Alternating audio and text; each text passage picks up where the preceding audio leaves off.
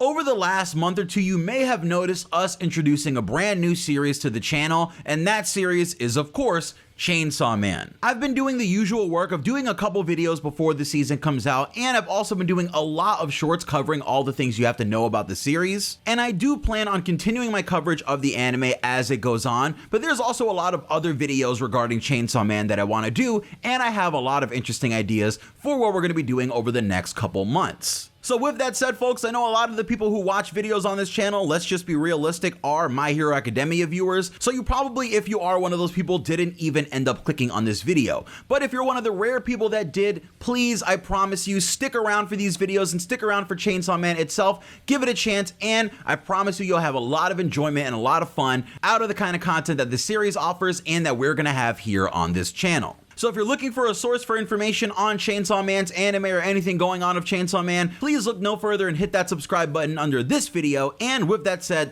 let's get started detailing every single movie reference in Chainsaw Man Opening 1. I was working on an opening breakdown for this opening, but there's just so many movie reference frames that I feel like that just needed its own video, right? So let's just talk about those real quick, and then I'm sure you can check this channel again by tomorrow, and I'll have the full opening breakdown down on the channel. So what are the movie references in this opening? I know a lot of you, like me, probably picked out a bunch that you noticed right away and you were like, wait a minute, I recognize that from somewhere. So let's see if you or me got all of them. Sorry guys, it's editing me and I realized I missed one, and I even tweeted this one out, so I didn't want you guys to yell at me and just post my own tweet in the comment section below. So the short little intro of them all walking in their suits in the street is actually a reference from Tarantino's movie Reservoir Dogs. And just like how it's an opening shot from this opening, it's also one of the opening shots from the movie, right? When all the characters are being introduced, and it also shares a very similar kind of jangly bass line that the opening does.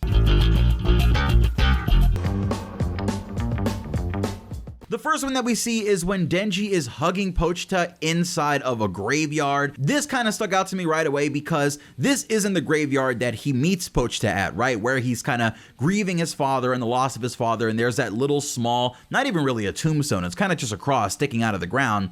Since it wasn't that graveyard, and it's not the graveyard that we see later multiple times in Chainsaw Man and again by the end of Chainsaw Man Part 1, so this definitely struck me as suspicious once I knew that a lot of these scenes were going to be movie references.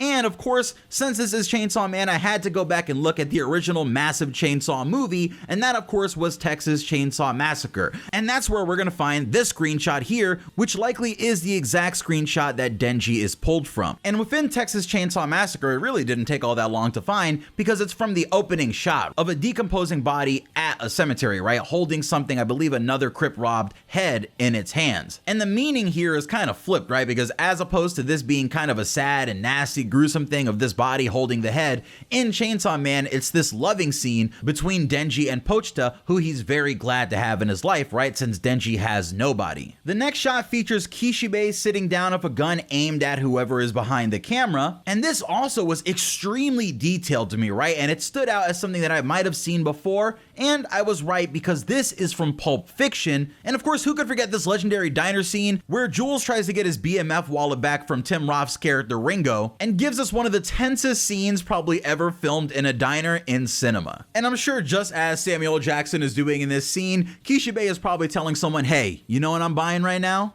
Your life.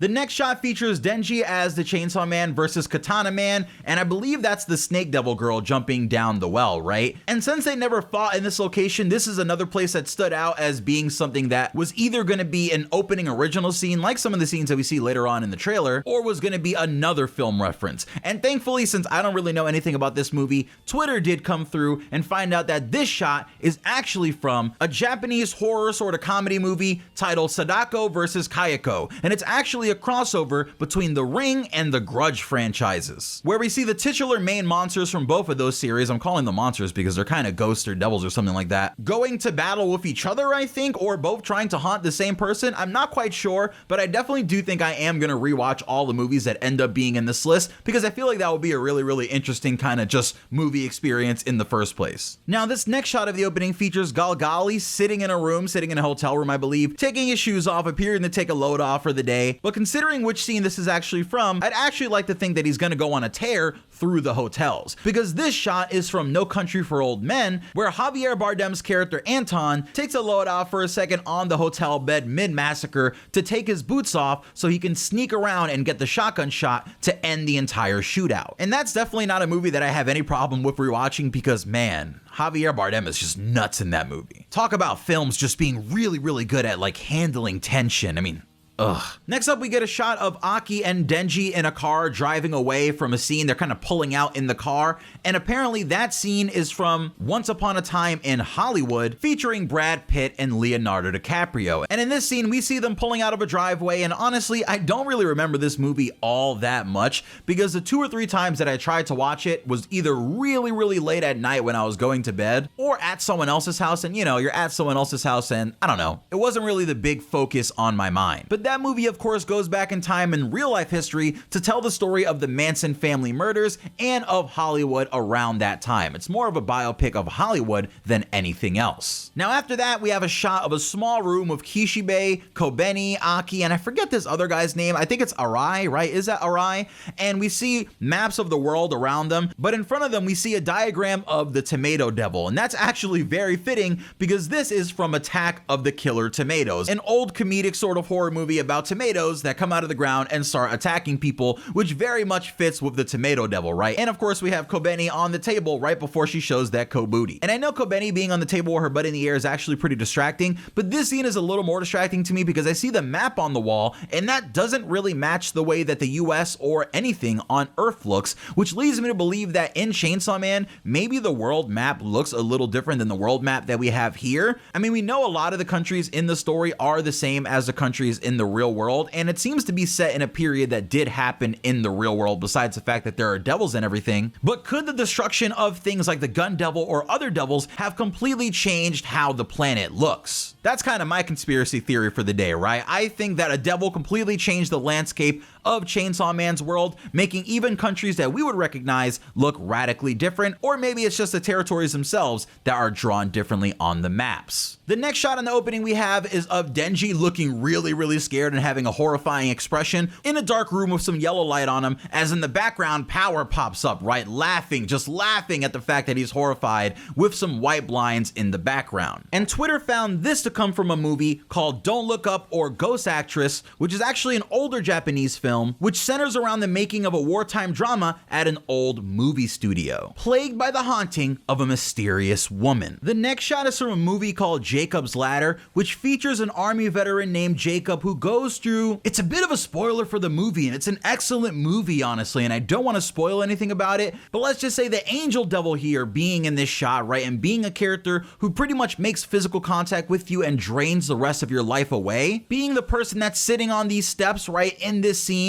actually perfectly matches Macaulay Culkin's character Gabe sitting here on the stairway, ready to lead Jacob's character up the stairway, up to the light that he's been avoiding this entire time. Really, really great movie. Definitely go watch that one. Please don't have it spoiled for you. It's really, really awesome. I promise you I didn't spoil anything there. Just please, Jacob's Ladder. Awesome. The next shot is a shot of Himeno handing something to Aki on a rooftop as they're bathed by 2 big lights on the side. And this shot is actually from Constantine, a movie with Keanu Reeves. I don't know why I'm explaining Constantine. You probably know what Constantine is, right? If you don't, shame on you. But Constantine follows Keanu Reeves as he takes on demons and devils, but he has lung cancer, and by the final scene, Lucifer ends up healing his injuries and his lung cancer, and instead of walking away from everything, he tries to quit smoking now that he has this new lease on life, gives the spear over to Angela, the other character here in this scene, and looks over the horizon as he plans for what comes next in his journey as the 2 of them go their separate ways. The next shot that we see is of Denji and his friends at a bowling alley doing some fun bowling. And I don't remember there being any bowling scenes in Chainsaw Man, so this is another one that stuck out as definitely being a movie reference. And when thinking of bowling alleys in movies, of course, the first one that comes to mind is the Big Lebowski. So of course here, this scene of Denji cleaning his bowling ball is the very same method that we see the Jesus using in the movie The Big Lebowski, where he cleans his bowling ball in just